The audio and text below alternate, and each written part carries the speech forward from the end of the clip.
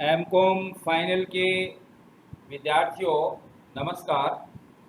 आपके MCom final में GST वस्तु एवं सेवा कर का पेपर है, कंपलसरी पेपर है। तो इसमें आपको इससे पहले मैंने आपको जीएसटी क्या है और जीएसटी से संबंधित बहुत सी बातें आपको बताई हैं। आपको पीडीएफ भेजा और आपको ई कंटेंट वीडियो भी भेजा। आपने मेरे उन पीडीएफ को और वीडियो को देखा होगा। आज आपके लिए मैं एक अलग टॉपिक लेके आया हूँ जीएसटी में, जिसमें है आपका जीएसटी रजिस्ट्रेशन, वस्तु एवं सेवा कर में पंजीकरण। अब देखो, आपने ये जाना कि जो जीएसटी है वो भारतवर्ष में 1 जुलाई 2017 से लागू की गई और जितने भी विभिन्न प्रकार के अप्रत्यक्ष कर थे उनको सबको जीएसटी में सम्मिलित किया गया।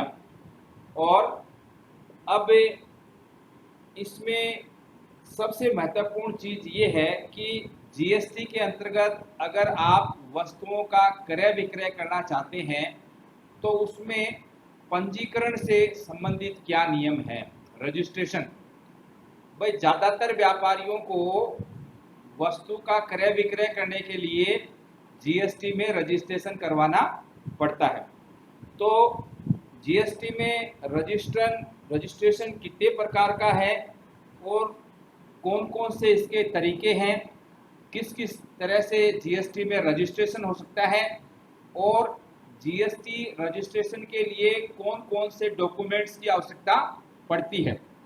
तो ये सारी चीज़ें आप इस टॉपिक में मैं आपको बताऊंगा कि जीएसटी का जो रजिस्ट्रेशन है वो कितने प्रकार का है और कैसा है, किस तरह से आप इस जीएसटी में रजिस्ट्रेशन करवा सकते हैं और जीएसटी में रजिस्ट्रेशन कहाँ कराना जरूरी है और कहाँ कराना जरूरी नहीं है।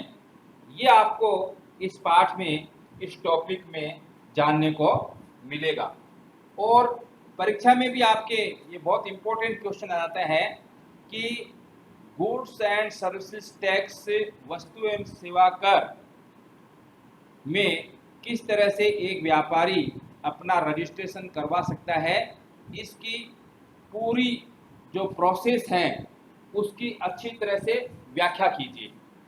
और ये रजिस्ट्रेशन आपको पता है व्यापारियों के लिए बहुत ही ज़रूरी है। आप बाज़ार में जाते हो तो आपने देखा होगा कि ज़्यादातर जो आपके बिजनेसमैन हैं उन्होंने अपना जीएसटी में रजिस्ट्रेशन करवाया रहता है और दुकान के बोर्ड के ऊपर लिखा हुआ भी रहता है कि हमारा जीएसटी रजिस्ट्रेशन नंबर ये है। जैसे सीबीएसई स्कूल वाले रजिस्ट्रेशन कराते हैं ना अपना सीबीएसई बोर्ड से, इसी तरह से व्यापारी लोग भी जीएसटी के अंतर्गत जो माल का क्रय विक्रय करते हैं तो वो अपना रजिस्ट्रेशन ज़्यादातर करवाते हैं। कौन नहीं करवाते हैं, किसको ज़रूरत नहीं है, ये भी मैं आपको बताऊंगा। तो अभी जो आपका जीएसटी में जो रजिस्ट्रेशन है तो उसके लिए रजिस्ट्रेशन क्या है कि रूल्स है इसके। एक तो रजिस्ट्रेशन है आपका मैंडेटरी रजिस्ट्रेशन, अनिवार्य पंजीकरण। अनिवार्य पंजीकरण मैंडेटरी, कानून के हिसाब से आप बाध्य हैं रजिस्ट्रेशन कराने के लिए। तो इसमें क्या है, जीएसटी को समझने और जानने के बाद सबसे महत्वपूर्ण प्रश्न ये आता है कि किन्हें अनिवार्य रूप से जीएसटी रजिस्ट्रेशन करवाना है और किन्हें नहीं। तो जीएसटी में रजिस्ट्रेशन के लिए सबसे मुख्य आधार क्या है, आपके व्यापार की कुल वार्षिक बिक्री, एनुअल टर्नओवर कितनी है। एनुअल जो टर्नओवर है आपकी, उसको देखते हुए आपको रजिस्ट्रेशन के बारे में आप निर्णय लेंगे कि रजिस्ट्रेशन करवाना है या नहीं करवाना है। तो 1 अप्रैल 2019 से शुरू होने वाले सभी बिजनेस जिनकी वार्षिक बिक्री 40 लाख और कुछ उत्तर पूर्वी जो नॉर्थ ईस्टर्न स्टेट्स जो हैं उनमें 20 लाख से अधिक है, तो उन्हें अनिवार्य रूप से जीएसटी के अंतर्गत रजिस्ट्रेशन करवाना होगा और जीएसटी के नियमों का पालन करना होगा। इन्हें इस नई जीएसटी लिमिट में ध्यान रखने लायक बातें कुछ इस प्रकार हैं। मैंडेटरी रजिस्ट्रेशन में जो अनिवार्य पंजीकरण है उसमें कौन सी बातें ध्यान रखनी है? 40 लाख वाली लिमिट 1 अप्रैल 2019 के नए वित्तीय वर्ष से शुरू होगी। यह लिमिट केवल सेल ऑफ गुड्स पर ही लगती है, सर्विसेज के लिए यह लागू नहीं है। इंटर स्टेट सप्लाई होने पर भी यह लिमिट लागू नहीं होती है। इसके साथ ही निम्न को भी मैंडेटरी जीएसटी रजिस्ट्रेशन लेना होगा। किन किन को? अनिवासी भारतीय एनआरआई, ई कॉमर्स संस्थाएं, ई कॉमर्स ऑपरेटरों के माध्यम से वस्तुओं और सेवाओं की आपूर्ति करने वाली संस्थाएं, टीडीएस के लिए पात्र व्यक्ति, टीडीएस डिडक्टर, इनको भी मैंडेटरी रजिस्ट्रेशन करवाना होगा, मैंडेटरी रजिस्ट्रेशन लेना होगा। अब मैंडेटरी रजिस्ट्रेशन के बाद आपका दूसरा जो आता है वो है वॉलेंटरी रजिस्ट्रेशन, स्वैच्छिक पंजीकरण। वॉलेंटरी रजिस्ट्रेशन, स्वैच्छिक पंजीकरण। अच्छा, अब इसमें ये जो स्वैच्छिक वाला जो पंजीकरण है इसकी क्या बात है, इसमें क्या खास बात है? सामान्यतः अगर आपके व्यापार की वार्षिक बिक्री जो एनुअल टर्नओवर 40 लाख या 20 लाख से अधिक नहीं है तो आपको जीएसटी पंजीकरण करवाने की आवश्यकता नहीं है। ये लिमिट है एक प्रकार से। लेकिन अनिवार्य ना होने पर भी अगर आप जीएसटी रजिस्ट्रेशन करवाना चाहते हैं तो आप स्वैच्छिक रजिस्ट्रेशन करवा सकते हैं, वॉलंटरी रजिस्ट्रेशन। इसमें एक बात ध्यान देनी जरूरी है कि अगर आप एक बार जीएसटी रजिस्ट्रेशन करवा लेते हैं तो उसके बाद आपको भी अन्य की तरह जीएसटी के नियमों का पालन करना होगा और आगे चलकर अगर आपकी वार्षिक बिक्री थ्रेशोल्ड लिमिट से कम भी हो जाती है तो भी कोई अंतर नहीं पड़ेगा। इसके साथ ही स्वैच्छिक जीएसटी रजिस्ट्रेशन से व्यवसाय को कई सारे लाभ, बेनिफिट्स मिलते हैं। अगर आप वॉलंटरी रजिस्ट्रेशन कराते हो तो कुछ बेनिफिट्स भी आपको व्यापारी के रूप में मिलेंगे। अब कौन कौन से आपको फायदे मिलेंगे उसमें एक तो क्या है कि इनपुट टैक्स क्रेडिट का फायदा मिलेगा आपको, बिना रोक टोक के इंटर स्टेट सप्लाई आप कर सकते हैं, ई कॉमर्स वेबसाइट के द्वारा व्यापार करने की आज़ादी होगी आपको और वस्तुओं और सेवाओं के आपूर्तिकर्ता के रूप में कानूनी मान्यता प्राप्त हो जाएगी आपको। तो ये आपके वॉलंटरी रजिस्ट्रेशन के फायदे हैं। अगर आप वॉलंटरी रजिस्ट्रेशन कराते हो, कोई ज़रूरी नहीं है, आपकी इच्छा पे निर्भर करता है कि आप कराएं। तो आपने देखा कि ये जो रजिस्ट्रेशन के जो रूल हैं उसमें मैंडेटरी रजिस्ट्रेशन, अनिवार्य पंजीकरण, और जिसमें आपकी लिमिट है कि जो आपकी जो एनुअल टर्नओवर है वो 40 लाख से ज़्यादा है और नॉर्थ ईस्ट स्टेट में 20 लाख से ज़्यादा है। ये तो वॉलंटरी के लिए है, मैंडेटरी रजिस्ट्रेशन के लिए है, अनिवार्य पंजीकरण आपको करवाना होगा। और दूसरा जो स्वैच्छिक है उसमें अगर आपकी जो एनुअल टर्नओवर 40 लाख से कम है या 20 लाख से कम है, अधिक नहीं है, 40 और 20 लाख से नॉर्थ ईस्ट स्टेट्स में 20 लाख है, तो आप स्वैच्छिक पंजीकरण अपना करवा सकते हैं। अब बात आती है अगली, टाइप्स ऑफ जीएसटी रजिस्ट्रेशन की। जो जीएसटी रजिस्ट्रेशन के प्रकार, वो तो जीएसटी रजिस्ट्रेशन के रूल थे, मैंडेटरी और वॉलंटरी रजिस्ट्रेशन। अब आपको आता है टाइप्स ऑफ जीएसटी रजिस्ट्रेशन। तो एक तो इसमें क्या है कि रेगुलर, सामान्य रजिस्ट्रेशन है। जो टाइप्स है उसमें पहला है रेगुलर, सामान्य रजिस्ट्रेशन। अब सामान्य रजिस्ट्रेशन के अंदर क्या बात है? देखिए, रेगुलर डीलर के अंतर्गत वे सभी व्यापारी आते हैं जो सामान्य रूप से वस्तुओं और सेवाओं की सप्लाई करते हैं और जो किसी विशेष स्कीम या आधार के तहत जैसे कंपोजिशन स्कीम या फॉरेन एनआरआई आवेदन नहीं करते हैं। सरल शब्दों में सामान्य तौर पर वह बिजनेस जो अपने गुड्स एंड सर्विसेज की सप्लाई करते हुए कोई दूसरी विशेष गतिविधि नहीं करते हैं, ऐसे बिजनेस या व्यापार के लिए रेगुलर डीलर के आधार पर जीएसटी रजिस्ट्रेशन किया जाता है। व्यापारी अनिवार्य रूप से या स्वेच्छा से इसके तहत रजिस्ट्रेशन करवा सकते हैं। दूसरा आपका है टाइप्स ऑफ जो जीएसटी रजिस्ट्रेशन है, सामान्य रजिस्ट्रेशन पहला हुआ। दूसरा आपका है कंपोजिशन स्कीम के अंतर्गत, कंपोजिशन स्कीम। कंपोजिशन स्कीम छोटे व्यवसायों के लिए सरल प्रक्रिया सरकार ने बनाई है कंपोजिशन स्कीम। तो कंपोजिशन स्कीम को छोटे और तय बिक्री वाले व्यापारियों के लिए लाया गया है ताकि छोटे व्यापारियों के लिए जीएसटी की प्रक्रिया को और आसान बनाया जा सके। यह एक विकल्प है अगर व्यापारियों की वार्षिक कुल बिक्री 1.5 करोड़ से कम है तो वे कंपोजिशन स्कीम के तहत जीएसटी का रजिस्ट्रेशन ले सकते हैं। तो जीएसटी रेट्स इन कंपोजिशन स्कीम में जीएसटी के रेट्स क्या है? कंपोजिशन स्कीम में हर तिमाही की टोटल सेल पर सीधे निम्न दरों से जीएसटी का भुगतान करना होता है। जहां नॉर्मल स्कीम में सामान्य रूप से सेल पर 18% जीएसटी लगता है और खरीदे गए माल पर चुकाए गए जीएसटी की इनपुट क्रेडिट मिल जाती है, वही कंपोजिशन स्कीम में सीधे सेल पर 1% या 5% की दर से टैक्स लगता है और इनपुट क्रेडिट नहीं मिलती। अच्छा, अब देखो इसमें ट्रेड और मैन्युफैक्चरर है तो उसमें 1% जीएसटी और 0.5% सीजीएसटी प्लस 0.5 आरजीएसटी आधी आधी दोनों में हो गई है। और वे इनपुट टैक्स क्रेडिट के लिए क्लेम नहीं कर सकते। जिन्होंने कंपोजिशन स्कीम जो अप्लाई की है वे इनपुट क्रेडिट के लिए क्लेम नहीं कर सकते। रेस्टोरेंट्स के लिए रेट रखी है 5%, जिसमें 2.5% सीजीएसटी और 2.5% आईजीएसटी हो जाती है। फिर कंपोजिशन स्कीम में क्या है, उन्हें एक फिक्स रेट से अपने टर्नओवर पर जीएसटी पे करना होगा। ये कुछ रूल्स बनाए कंपोजिशन स्कीम के। और जिन वस्तुओं पर जीएसटी नहीं लगता व्यापारी उस माल की सप्लाई नहीं कर सकते। कंपोजिशन डीलर अंतर्राज्य आपूर्ति इंटर स्टेट सप्लाई नहीं कर सकते हैं। डीलर को रिवर्स चार्ज मैकेनिज्म लेन देन के तहत सामान्य दरों पर टैक्स का भुगतान करना होगा। ये कंपोजिशन स्कीम जो पहले भी मैंने आपको अलग से कंपोजिशन स्कीम के बारे में मटेरियल दिया और आपको समझाया, तो उसमें आपको कंपोजिशन स्कीम की बहुत सी बातें बताई थी।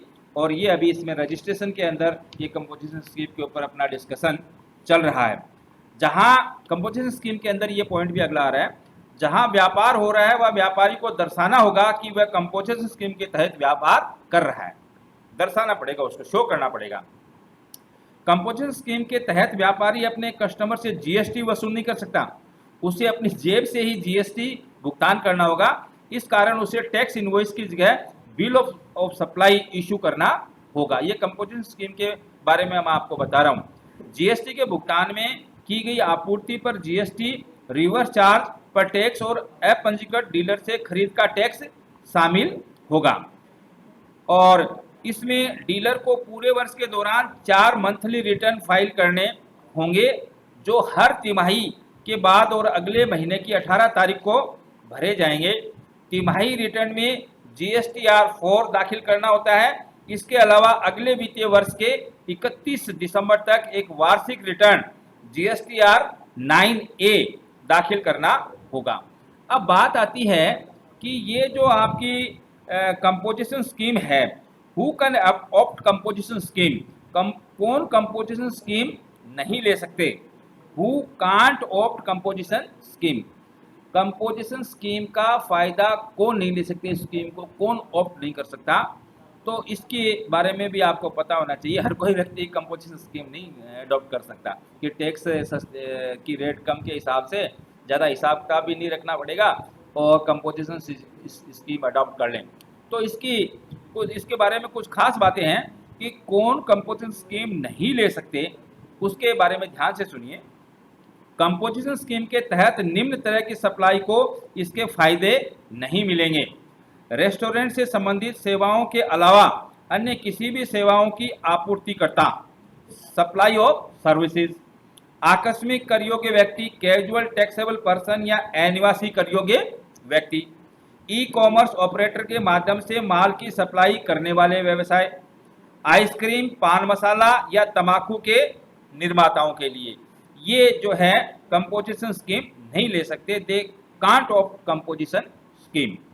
अब तीसरा जो इसका टाइप है, रजिस्ट्रेशन का जो टाइप है, रेगुलर बेस्ड कंपोजिशन स्कीम, और फिर आपका आता है foreign non resident tax payer. Foreign non resident tax payer यानी एक अनिवासी विदेशी करदाता जिसमें कोई व्यक्ति या कंपनी हो सकती है जो किसी भी माध्यम से भारत के किसी भी स्थान पर माल या सेवाओं या दोनों की कर योग्य सप्लाई करने में लगा हुआ है, लेकिन व्यवसाय का कोई निश्चित स्थान नहीं है, उनके लिए जीएसटी रजिस्ट्रेशन की एक अलग प्रक्रिया बनी होती है जो उनके द्वारा पूरी की जाती है। ये है आपके लिए रजिस्ट्रेशन, किसके लिए? Foreign non resident tax payer के लिए। अब इनपुट सर्विस डिस्ट्रीब्यूटर, इनपुट सेवा वितरक आईएसडी एक व्यवसाय है जो अपनी ब्रांचेस द्वारा उपयोग की जाने वाली सेवाओं के लिए चालान प्राप्त करता है। यह इनपुट टैक्स क्रेडिट को सभी ब्रांचेस में वितरित कर देता है जहां सेवाओं का चालान काटा गया था। और फिर रजिस्ट्रेशन के लिए टाइप्स में टैक्स डिडक्टर है, ई कॉमर्स ऑपरेटर है, government department and UN bodies है। अब आपको दूसरी मैं लास्ट में एक बात बताना चाहता हूं कि जीएसटी रजिस्ट्रेशन अगर कोई न करवाए तो क्या पेनल्टी है। भाई जीएसटी का रजिस्ट्रेशन आपने नहीं करवाया है तो आप पेनल्टी के भागीदार होंगे क्या? अगर जीएसटी रूल के अनुसार जीएसटी के दायरे में आने के बाद भी व्यापारी ने द्वारा जीएसटी रजिस्ट्रेशन नहीं करवाया जाता है या टैक्स नहीं भरा जाता है या कम टैक्स भरने पर ऐसी परिस्थिति में व्यापारी को पेनल्टी भरनी होगी। पेनल्टी क्या होगी? जीएसटी रूल्स के अनुसार दोषी पाए जाने पर टैक्स भुगतान नहीं करने या कम टैक्स भरने पर 10,000 रुपये या देय टैक्स की राशि का 10% जो भी ज्यादा हो का जुर्माना भरना होगा। और सरल शब्दों में पूरा टैक्स भरने के बाद 10,000 रुपये न्यूनतम राशि का जुर्माना देना होगा। तो ये आज मैंने आपको जो जीएसटी में रजिस्ट्रेशन है उसके संबंध में कुछ बातें बताई हैं कि जीएसटी का जो रजिस्ट्रेशन का रूल है वो 2 टाइप का है। एक तो आपका मैंडेटरी रजिस्ट्रेशन है, अनिवार्य पंजीकरण है कि करवाना ही होगा, और दूसरा आपका वॉलेंटरी रजिस्ट्रेशन है कि आपकी इच्छा तो आप करा सकते हैं, नहीं तो नहीं करा सकते हैं। इसकी लिमिट बताई गई है कि जो आपकी एनुअल टर्नओवर है वो 40 लाख रुपए से ज़्यादा है और नॉर्थ ईस्टर्न स्टेट में 20 लाख से ज़्यादा है तो आपके लिए वॉलेंटरी है कराना है, सॉरी कंपलसरी है, मैंडेटरी आपको रजिस्ट्रेशन कराना होगा। और अगर 40 लाख और 20 लाख से कम है तो ये स्वैच्छिक है, आपकी इच्छा पे निर्भर करता है। फिर आपको टाइप्स ऑफ रजिस्ट्रेशन जो प्रकार है उसमें बताया कि रेगुलर बेस के ऊपर आपका जो रजिस्ट्रेशन की एक प्रकार है, और दूसरा कंपोजिशन स्कीम है, तीसरा foreign non resident tax payer के लिए रजिस्ट्रेशन है, इनपुट सर्विस डिस्ट्रीब्यूशन के लिए रजिस्ट्रेशन है, टैक्स डिडक्टर के लिए है, ई कॉमर्स ऑपरेटर के लिए है, और government department and union bodies के लिए। और फिर लास्ट में मैंने आपको बताया कि अगर कोई रजिस्ट्रेशन जीएसटी में नहीं कराता है तो उसको क्या पेनल्टी, किस तरह से कितनी पेनल्टी का भुगतान कर सकता है, करना होगा। तो आज के लेक्चर में बच्चों इतना ही है। जीएसटी रजिस्ट्रेशन के ऊपर अगर कोई क्वेश्चन आता है तो मैंने आपको ये इस लेक्चर में समझाने की कोशिश करी है, और उसके अलावा इस टॉपिक का मैं आपको पीडीएफ भी भेज दूंगा, तो उसको आप दोबारा ध्यान करेंगे तो आपके समझ में आ जाएगा। और इसके बाद अगला लेक्चर मैं एक और देना चाहूँगा कि जीएसटी रजिस्ट्रेशन के अंदर कौन कौन से डॉक्यूमेंट्स की आवश्यकता होगी। ये मेरा जीएसटी के ऊपर अगला लेक्चर होगा कि अगर आप जीएसटी में रजिस्ट्रेशन कराते हैं तो आपको विभिन्न प्रकार के करदाताओं को कौन कौन से डॉक्यूमेंट्स की आवश्यकता होगी, ये मैं आपको नेक्स्ट लेक्चर में डिस्कस करूँगा। आज के लिए इतना ही। Thank you for listening my this lecture. Okay.